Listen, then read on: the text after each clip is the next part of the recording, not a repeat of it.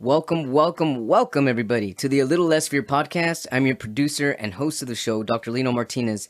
This is your motivational podcast of people's incredible journeys. Oh yeah, let's do this.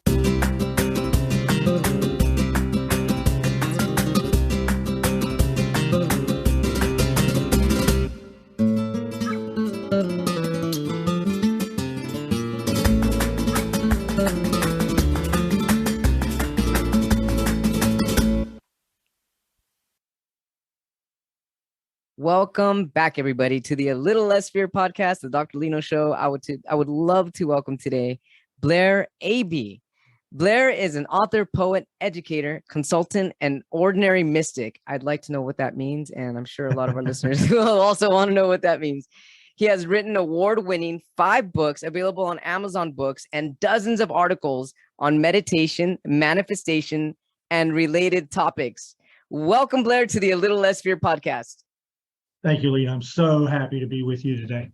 Me too. I love this. I love that we have a lot in common: a manifestation, meditation, author, poet. So I would like to start by reading a poem that I wrote yesterday, and maybe you can share one of yours. Cool. Awesome. Thank you. I don't have it titled. And here it goes.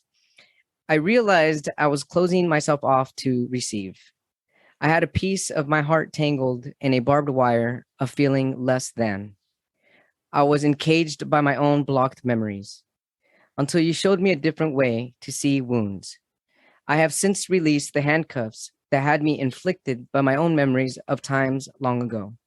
My shadow has now grown taller, and I'm ready to receive wholeheartedly and unconditionally. Yes. Ah, nice. Thanks so much. Now, who are you addressing that to? That is to someone that's dear to my heart. Okay. Thanks for that question, by the way. Do you have one that you could share with us? Sure. Let me share with you, beloved. Okay. Oh, my higher consciousness, my love, my joy, my peace. Loving me, loving through me, loving. I open to you. I know you are always there. I feel like a bride, you the beloved, without which our union would not exist. Expand me for just an instant, out on the edge of infinity, eternity. I only must breathe. You await my stirring, my remembering, our remembering. I encircle and take you in. Only you can complete the whole, for me, for the all. I love that, Blair. And I know exactly what you're writing about, and I can feel it. And it's very beautiful. It just it's very pure, and I can see where it's coming from. The same part where it comes from me, and that is the all-known, that's all consciousness, and that's pure love. I love that we can share this in common. Yes. Well, and I wrote my poetry book called Homage to Spirit, with Rumi in mind. Love Rumi. Me too. And so that book is my ode or my acknowledgement of Rumi. I love it. And it is very Rumi feeling as well, but definitely has the Blair twist to it, which is what makes it more unique. Blair, tell us about your journey. What brought you to where you are at today? I think it'd be fair to say that my journey started approximately 45 years ago, when I first moved to San Francisco from North Carolina, and began self-exploration. And that included a yoga class at the Integral Yoga Institute in downtown San Francisco, near where I lived, founded by a fellow by the name of Satchidananda, who's the fellow who introduced Woodstock. And I've been meditating and doing yoga ever since. However, my breakthrough happened about 8 years ago, and it was a traumatic experience in a way. I moved from North Carolina back to California to be closer to my grandchildren, to San Diego. Took a high level job. Found out, unfortunately, that my boss was something of a psychopath, abusing employees, mishandling funds, and running the program into the ground. I could put up with that about a year. And I decided that I would go to the people above us and let them know what was going on, because it didn't seem that they knew. It turned out they didn't. An investigation was done. She was fired. But they fired me too. Oh, man. As a troublemaker. Now, troublemaker in this case meant I had brought attention to their mismanagement and had caused them some embarrassment, and I had to go. So my 25-year career in business consulting came to an end abruptly. My income went away. And as you can imagine, my ego was incredibly bruised. I was devastated. Part of my therapy was to start doing some journaling. So I began to write in the evenings as I was looking for some other work to do, exploring my options. And as I did that, I found myself more and more kind of doing meditative journaling. And the breakthrough was I began to get a sense of my higher self, or my soul, by meditative journaling coming through. Blair, could you describe that a little bit more when you tell me before we go into how your soul was coming through? What do you mean meditative journaling? I love the sound of this. Well, it was just getting quiet, beginning to using my keyboard type whatever was coming, into my mind. So kind of like free flow, and like free flow. Just free flow. That's right. Got it. Exactly. And words and sentences and concepts and so forth began to come through that clearly weren't mine, because they were much more advanced than my own thinking and my own understanding had taken me in life. I like to call that experience soul contact, where I had experience of my soul as an entity, as a companion, as a brother, as a helper.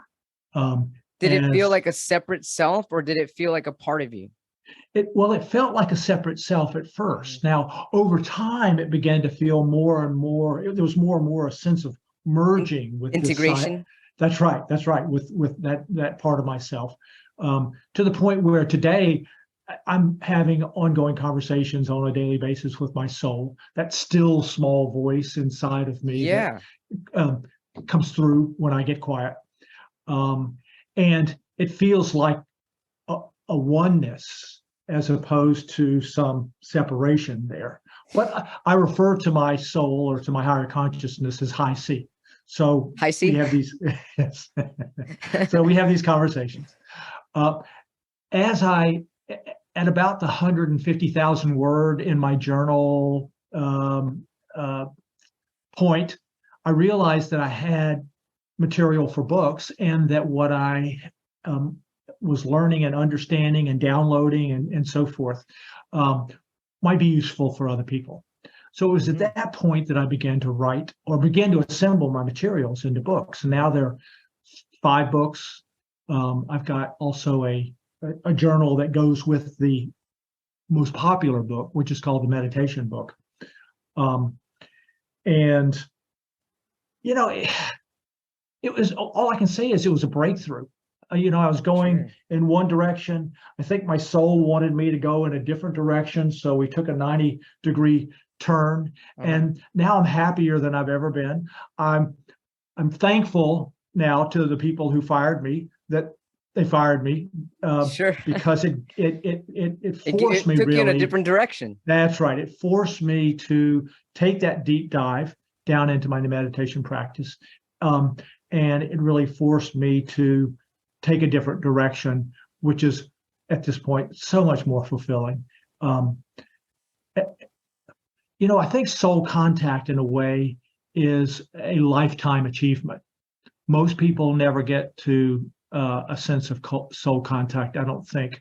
Most of us, I think, know that we've got a soul, but we think of that as being, almost like God, someplace else and not available to us too much, Sure. and all of that. But it turns out, from my experience, that our soul wants to be in contact with us, and as Yes. soon as we turn to it, we'll immediately respond. It's been, I mean, my high C has said to me, I've been waiting lifetimes for you to wake up. Wow. But even with the yoga and meditation that I'd done prior to the breakthrough, that hadn't happened. And then when it happened, it was a blessed event. What can I say? Sure. It was a state of grace. Hmm. And I sort of feel like that now, going on 8 years, just continues on a day-to-day basis. And so you're saying the soul contact happened when you were doing the meditative journaling, correct? That's Yes, when it all began. correct. That's right. I have a question. So I'm very fascinated by this, and you best believe I'm going to try meditative journaling from now on, because Yes. I can't wait to try it, actually. Now, I have a question here in regards to your poetry. Were you a poet before the Oh, no. meditative? You were not a poet before. No, I'd never planned to be a writer. I'd never written anything. But sometimes, and this is from your own experience, sometimes poetry is a better way to say Yes. what it is that's bubbling up, Yeah, because it gives you a different way of using language. exactly. And a different way of expressing yourself. Yes. So there'll be times that I'll be, and I still do meditative journaling. There'll be times that the poetry muse hits, and it just starts flowing, and I just capture it as I go. So the reason I love this, and I totally understand, and another reason why I'm so fascinated about this is because when I started writing, I was about 7 years old, and I mean, I've written thousands of poems. I've lost count, and Yes. but when I write, Blair, I feel that it's coming from a higher source, because I mean, I can write 6, 7, 8, 9, 10 poems within an hour, or Yes. maybe less. And it's like I get into this meditative, if you want to say meditative, flow state, and these words start pouring down. Yes. And a lot of the times I'm not thinking, it's automatic. Right. So now I'm wondering, and I want to try, if I start actually doing the meditative journaling, the free flow typing, what's going to come about it, and what type of poetry will I actually get? If poetry, maybe I'm just going to get thoughts this time, or words, or making sense of things. I'm really excited to try this. And is this Yes. all part of the articles and the things that you've written on manifestation related topics? Definitely related. Everything's related. Yes, absolutely. All I can say is it sounds like you're already doing it. True. It sounds like Yes. you're already doing exactly what I'm talking about. Uh-huh.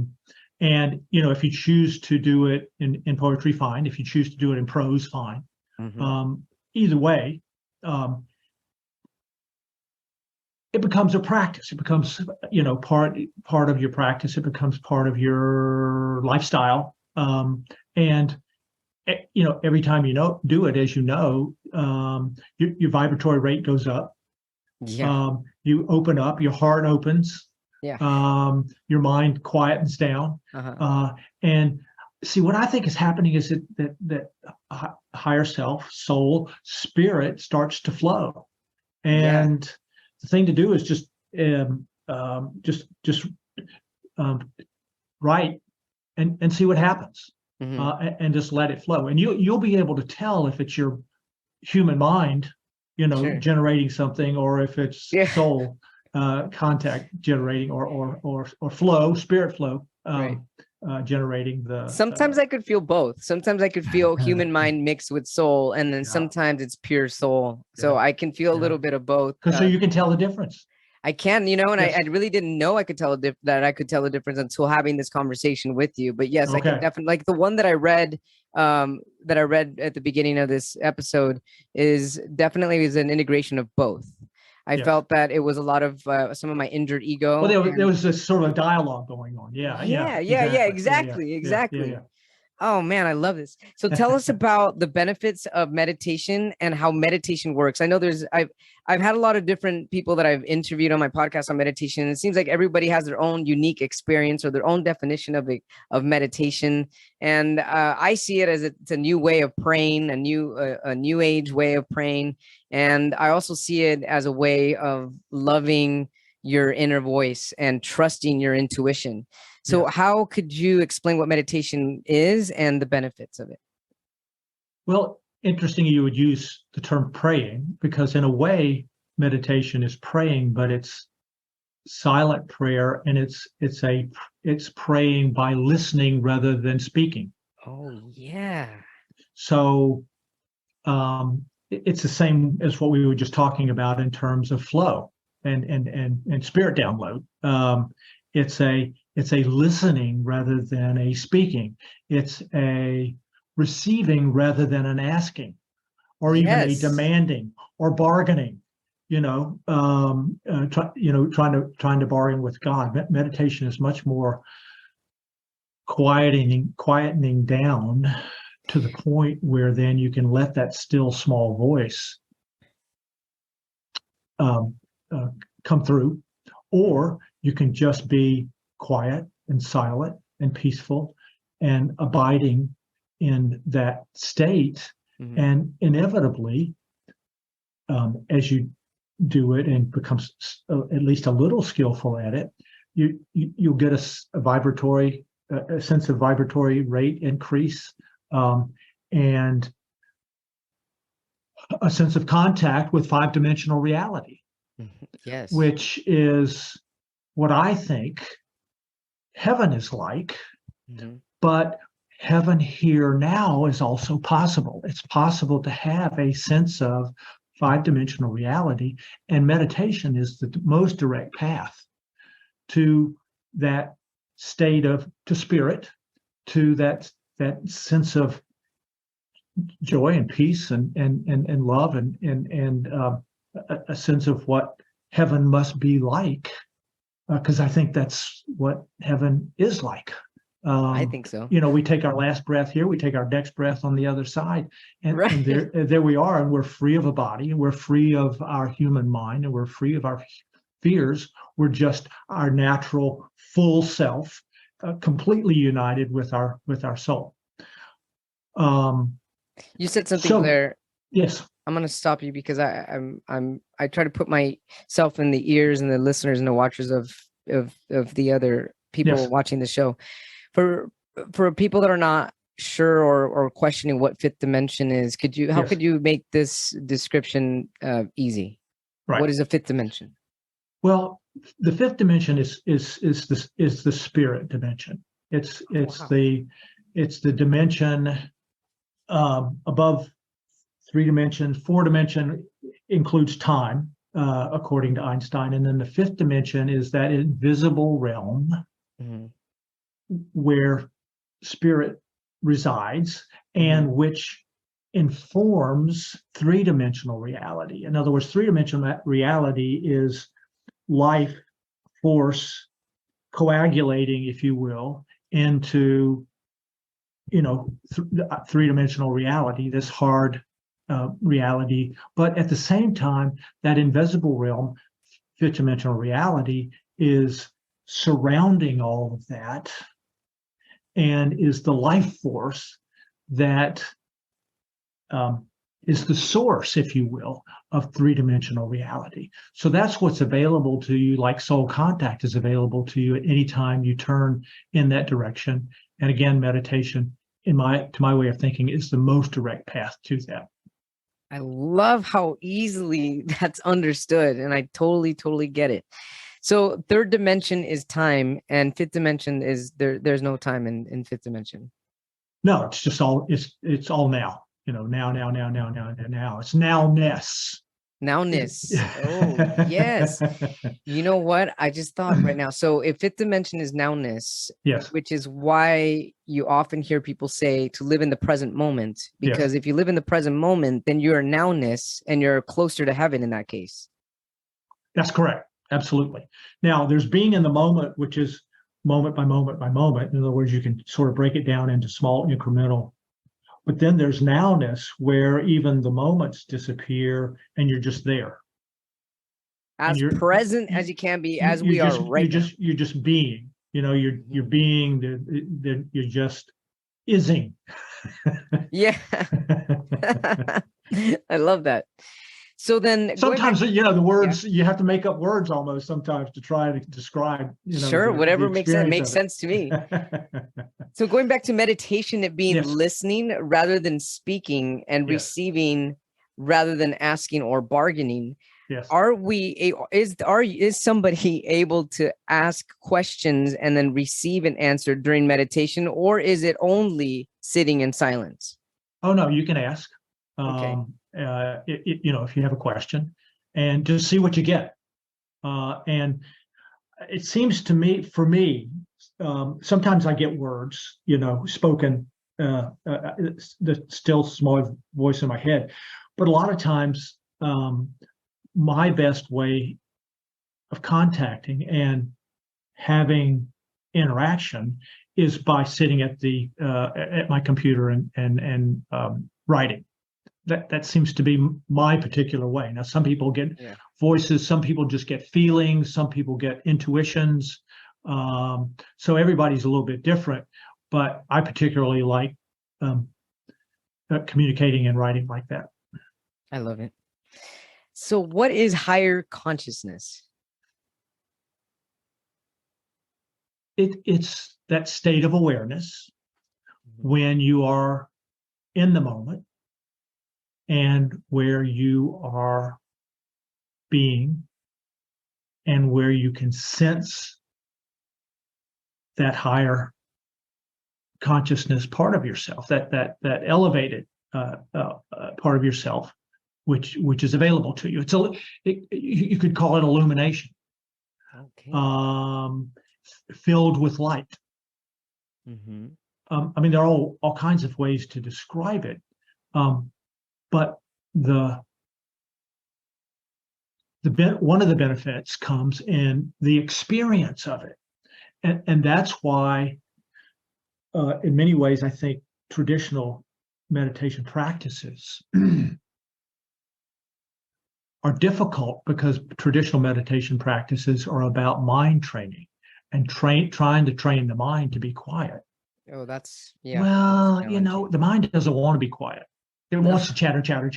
Right. It wants to be considering the past. It wants to be trying to anticipate the future. Right. It wants to be in charge. Mm-hmm. Until you begin to get a sense of this expanded version of yourself, in which case, if you get that expanded feeling about yourself, the expanded version of yourself, your mind just sort of gets quiet, because it's also interested in the experience. It is willing to step aside. And so that's the meditation practice that I have, which is called higher consciousness meditation, is intended to take you more directly and more easily to a state of illumination than trying to wrestle your mind to the ground or tame the wild horse, which it really doesn't want. It doesn't want to relinquish, its primary place as the director of this amazingly complicated biomechanical vehicle that we occupy. It wants to be the computer program that's operating and driving. It wants to be. It wants to continue to be automatic. That's right. It wants to be in charge. What is what is intuition? Is intuition part of higher consciousness? I think it can be. I think intuition, creativity happens typically in flashes, and it can easily be therefore a message from your higher consciousness or from your soul. But it can also be, putting two different kinds of things or ideas together in a way that maybe you hadn't thought about it before. And all of a sudden you have a sense. But everybody has, I think, some degree of intuition in which they kind of, sort of, in some cases, know what's coming down, or know what's in their future, or have an intuitive sense of the outcome of some activity. So it's in the same realm, but I wouldn't say that it's same as higher consciousness, for example. So it can be streamed from higher consciousness, but also not. I think, and again, I think different people have different experiences of this, and you certainly don't have to be spiritual in order to have some, an intuitive sense about what things. Right. Yeah. Because a lot of the times intuition can also be survival. Exactly. Yeah. That totally makes sense. I can see that. Yeah. So tell us about higher consciousness meditation. How did you develop this? What happens during a higher consciousness meditation? Well, let me just describe the process. I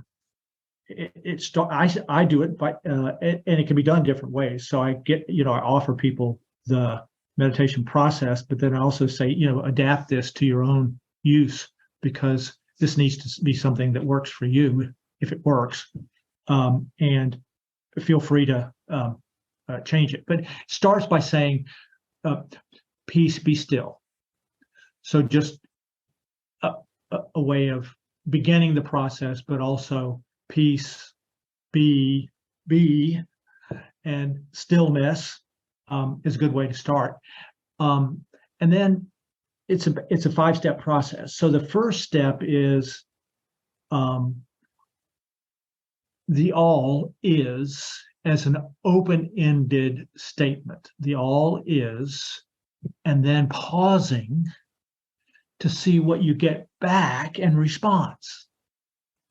So the all, or God, is, and then see what comes back. It could be omnipresence. If it's omnipresence that comes back, feel omnipresence, and you can actually feel omnipresence when you speak of the all, since it is omnipresent. Or it could be different responses to that, but basically what you're doing is you're opening yourself up to the allness of the universe, and just seeing what comes back to you, because the universe wants to communicate with you in a way, and is will you have to do it sometimes for a while. You might have to do it 10, 20, 30 times before you begin to get a sense of, or you begin to get a response that gives you a feeling of, yes. And then I am one with that.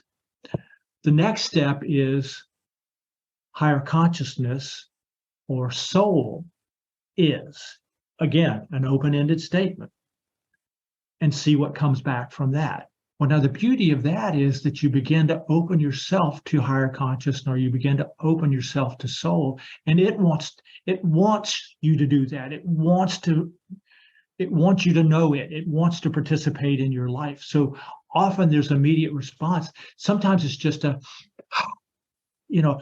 feeling of openness. Sometimes your heart opens. Sometimes you get a sense of your vibratory rate goes up. Sometimes you get a response which is available, or companion, or even a way shower. But there's some kind of response that you get, and then you say to yourself, I'm one with that. And then the last open-ended statement is, I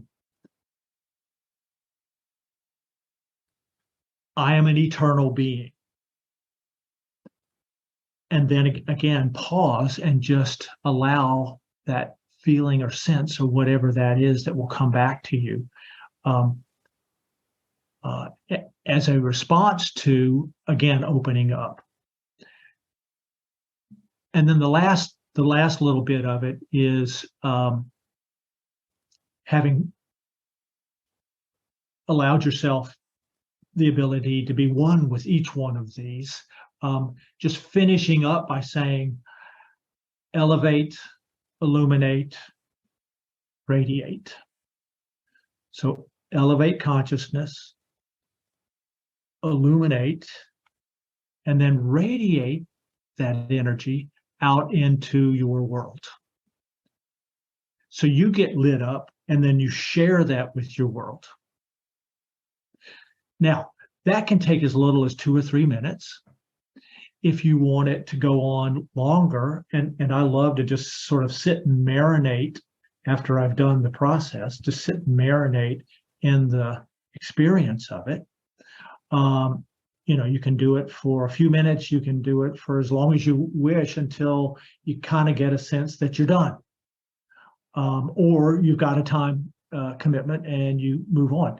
So the beauty of this, if you do it in the morning and in the evening, it's a good way to start the day. It's a good way to end the day. And it only takes a few minutes, but it's a great way to open yourself up to the spirit or to higher consciousness joining you in your day. And then perhaps what you do is some mindfulness practices throughout the day as a way of remembering yourself. You might say, peace be still, for example, or you might say, I'm eternal being to yourself, just to remind yourself. It's a remembering to remember who you are. So beginning and end with the meditation, some mindfulness practices during the day is a really great way to sort of manage your consciousness. And that's what this is all about, is managing consciousness. I love that. Managing consciousness. So in order to manage consciousness, and I wrote this down, so I just want to make sure our viewers and our listeners got this as well. Managing consciousness, also known as a consciousness meditation, or in consciousness meditation, you're managing consciousness. And you can do this by saying to yourself in a quiet space, peace be still. Yes. The all is blank, pause and see what comes in. Right. I am one with that. Yes. And then soul or higher consciousness is, yes. Pause and see what comes in. Right. I am one with that. And last, I am an eternal being. Pause, see what comes in. Allow yourself to be on that feeling. And then elevate, illuminate, radiate consciousness. Yes. Do you say that at the end, at the very end, when you're done stating I'm an eternal being and waiting for an answer, do you state elevate, illuminate, radiate consciousness? Yeah, after whatever comes from that open-ended statement, then you pause, take a deep breath again, and you sort of complete the process by saying to yourself, elevate, illuminate, radiate. I love this, and I can't wait to try it. Yeah. I'm going to try it tonight. Yeah, it works. It works. A lot of people like it, and again, you can see how adaptable it is, and you can see how open-ended it is, and you can see that by offering your consciousness or your awareness as an invitation to spirit, to soul, to participate in your life. You can see how just doing that, after a while, you're going to get a response, because your soul, your higher consciousness, has been waiting lifetimes for you to wake up and to invite it in. And that's all it's needed, is an invitation. I love that. All it needs is an invitation. That's incredible. That's right. Yeah, just one little opening, just a crack in the cosmic egg, if you will. Blair, what is spiritual manifestation and how does that work? I've never heard of spiritual manifestation. I mean, I can assume and I can make up probably what it might entail, but that would just be my own imagination. What is it in your words? Right. Well, of course, in the last 20 years in particular, and with The Secret and so forth, there's been a lot of conversation about manifestation. Yeah. Oh, yeah. And there's a buzzword. A buzzword. That's correct. And I think there's a lot of hocus pocus about it. Sure. I think using I don't know, visualizations and verbalizations about, a BMW appearing in your driveway tomorrow. I mean, that's, to me, that's hocus pocus. I even think doing vision boards is kind of a hocus pocus because, from my perspective, Sure. a lot of that is the mind Mm-hmm. trying to create reality Mm-hmm. and using these tools to do that. Well, it's still the mind trying to create reality. And that's very limited. It's very limited. I mean, we are, as three-dimensional beings, limited by our human mind until we begin to open up to spirit or to, fifth dimension and higher dimensions and so forth. So I created a process. I'll share the process with you, called the best possible outcome process. Yeah, share it. And I'd love to know the best possible outcome. This is spiritual manifestation. And here's how that goes. Okay. You start with peace, be still. Okay. And then you say, I ask for the best possible outcome in relationship to the Little Less Fear podcast that I'm about to enter into. So I'm asking for the best possible outcome. I'm not saying what I want the outcome to be. I'm not saying that I want a BMW in my driveway tomorrow. If it's transportation that I'm asking for, I ask for the best possible outcome related to my need for transportation. I love that. And then you pause, and you get a sense that spirit has kicked in. Sometimes it's a breath. Sometimes it's like a click. Sometimes it's a feeling that your higher consciousness has engaged. And then you say, thank you. Thank you for your participation in my life. Higher consciousness. Does somebody wait for, or do you wait for an answer when you say, I ask for the best possible outcome in relationship to blank? Will an answer come, or is this just, you just say thank you and you just trust the process? Yes. Sometimes there's an answer, but mostly what you're doing is you're turning the outcome over to your higher consciousness or to spirit to have the highest possible outcome for yourself, for your maximum growth and evolution. Mm-hmm. So, and the results are often, more than you expect, or it's not something that your mind would have necessarily been able to conceive. And it gets you out of this notion that you're doing it wrong if the BMW doesn't appear in your driveway tomorrow, or whatever it is that your mind is trying to, insert into attempts to manifest. Right. Instead, what you're doing is a spiritual manifestation where you turn it over to spirit and you trust that spirit is going to bring you the best possible outcome. And you can use it for anything. You can use it for a parking place. Best possible outcome for a parking place for the restaurant that I'm going to. Now, that might not be right in front of the restaurant. It might be down the street a little bit so that you can go by a store that you see something that, that's what I need. That's the perfect thing. Or just an encounter that you might have with somebody on the sidewalk as you go to the restaurant, which you wouldn't have had you had the best possible outcome been a parking place right in front. So, again, you don't want to dictate. What you want to do is allow. Yeah, don't dictate, allow. Yes.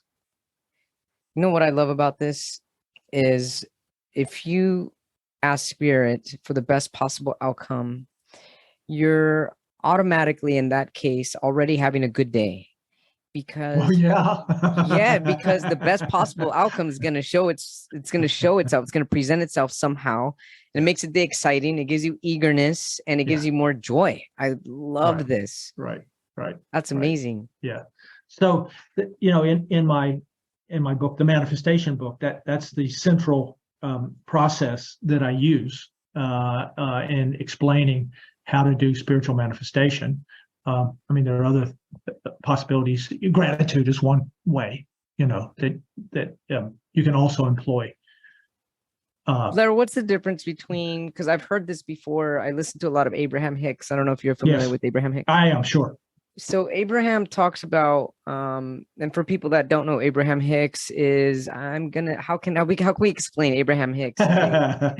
Well, it's channeling. It's spirit. One person channeling spirit. That's right. It's a person channeling spirit. So Abraham says that it's a higher frequency to be in appreciation mode rather than using the word gratitude. Yes. How do you understand the difference between gratitude and appreciation? I don't really distinguish between the two. I know that Abraham Hicks does. It seems I don't really see the difference. The point is, whether it's appreciation or gratitude, is that what happens is that it generates a higher vibrational frequency. Okay. Which is what the best possible outcomes process does too. It generates, and the law of vibration, which governs the law of attraction, is that like attracts like. So a vibratory rate of a certain frequency attracts people, circumstances, situations, things that are congruent with or similar to that rate of frequency. So gratitude then opens you up for more of what you're being grateful for, because it generates a vibratory rate that attracts that. Now, I know people who in whatever unfortunate circumstance are depressed a lot. Well, that is a vibratory rate that's going to attract things that are similar to depression. True. Now, I'm not going to go so far as to say that you created all this disease that you had. Sure. Although, from one perspective, you can say that on some level, for some reason, you created this. But its continuance, if you look back at it, might have had something to do with being in that continual vibratory rate, and therefore the outcome that you were getting back was consistent with that. And if you had known at that time what you know now, you probably would have been able to transcend it more easily than you did. Speaking of that, Blair, yes, just had me think of something. So, I mean, when I was going through all these surgeries and trying to overcome this disease, I was stuck in that, and I even accepted it. This is my life. This is how it's going to be. So the more I accepted it, this is how it's going to be, then it just became the everyday thing. You have a disease. It's incurable. Right. This is how it's going to be. Right. But when I started raising my vibration and just coming into my oneness and realizing that your thoughts create your reality, I was able to change my reality. And now obviously I've overcome that. Yes. But you just made me think of something. So towards the end of, before I started raising my frequency and before I cured my own disease, I was in a state of gratitude. But check this out, what you just made me think. If somebody is grateful for their experience, because I at the time I felt, well, you know what? I'm grateful that I went through this, because now I know this. I'm grateful that I suffered, that I lost my voice for 2.5 years. I'm grateful that I was in hospitals for 10 years because I gained this. But the more I was grateful for that, there were still remnants of it. I noticed. Yeah. So let's say that I spoke to somebody in a conversation. Well, I'm grateful that I went through this because now I have an incredible relationship with doctors and nurses. Right. Well, why 6 months later do I have a surprise surgery again? I thought I was healed. Yeah. And I came to realize that, yes, it is in semantics, and I cannot be grateful that I've been going through this, because it's going to give me more of that to be grateful for. Yes. So I had to let it go and Right. say, I'm done with this. Yes. Thank you for the Yes. lessons. Yes. It's time to move on. Right. And now I'm grateful now for the things that are in my current present life that have a higher frequency. Yes. So it's so incredible how you just made me realize this. Wow. Yeah. Well, and it was part of your evolution. It was part of your growth, right. To go from one frequency to another frequency. And a lot of times people wake up Sure. because of difficult circumstances and difficult situations, and they realize that I'm going to have to dig a little deeper than I've ever gone before, and maybe I need a different way of thinking, or a different way of being, or a different way of operating in the world. Maybe I need some tools, and a lot of times people in difficulty will turn to spirit for the answer, and it's just part of waking up. I mean, that's what I can say about my own experience. It was just part of what I needed to go through in order to wake up. But then I let it go, like you said, and moved on to to higher frequency understandings and learnings and ways of being. I love this, Blair. I feel like I can continue. Do you have any last words for our watchers, viewers, or our listeners? Well, I think fundamentally what I would say to people is meditate, because that's my passion. And as I said, I think it's the most direct route to waking up. And this world needs a lot of waking up. I mean, it's I think a lot of the difficulties that we are going through perhaps are a species cry for help, and a desire to wake up, and realization that if we don't see the oneness of all of us, we're not going to survive as a species. That's so true. I mean, we've really got to transcend, and maybe AI can help us transcend into five-dimensional reality. Yeah. Take a lot of the burden of our minds away, so that we can pursue transformation into fifth-dimensional reality. That would be wonderful. It sounds like a great movie too. Yeah, it would be, wouldn't it? Yeah, it really would. Also, if people want a copy of the mindfulness book, all they have to do is go to my website, or go to www.mindfulnessbook.highcmeditation.com. highcmeditation.com is my website. High C as in H-I-G-H? H-I, capital C. Capital C. As in like a high note, music high consciousness. Higher consciousness. That's right. Blair Abee, everybody. Incredible author, poet, educator, consultant, an ordinary mystic. Love this. 5 books available on Amazon. It's just been really incredible, really transcending experience that I had here with you. Thank you so much for connecting me, and thank you for connecting our audience. And you have a blessed rest of your day. And maybe I will connect with you during meditation. Take care now. Namaste. Thank you all so much for tuning in to the Dr. Lino Show, A Little Less Fear podcast. If you'd like to get a hold of me, you can do so by sending me an email at alittlelessfear@gmail.com, or through an inquiry from my website at www.alittlelessfear.com, where you will always find information on where to get my book. You can get my book on Amazon and Amazon paperback version, Kindle or Kindle Unlimited.